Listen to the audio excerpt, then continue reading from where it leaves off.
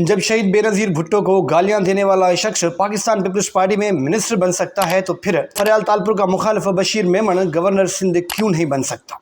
मखदूम जमील ज़मान किस मिनिस्टर की बात कर रहे हैं? बशीर मेमन से मुतल्लिक खबर किस वजीर ने टीवी चैनल पर चलवाई थी? क्या ये सब कुछ एक प्लानिंग के साथ किया जा रहा है? 9 अगस्त को खबर सामने आती है कि पीपल्स पार्टी और नवाज लीग गवर्नर सिंध कामरान टिसोरी को हटाने पर मुत्तफिक है। बशीर मेमन को गवर्नरशिप दी जाएगी। ये खबर कामरान टिसोरी और बशीर मेमन पर बिजली बनकर गिरती है। दोनों ही हैरान हो जाते हैं कि ये हो कैसे गया। सोशल मीडिया पर बहस शुरू हो जाता है। कोई बशीर मेमन को मुबारकबाद पेश कर रहा होता है तो कोई टिसोरी के हक में बोल रहा होता है, लेकिन सच क्या है कोई नहीं जानता।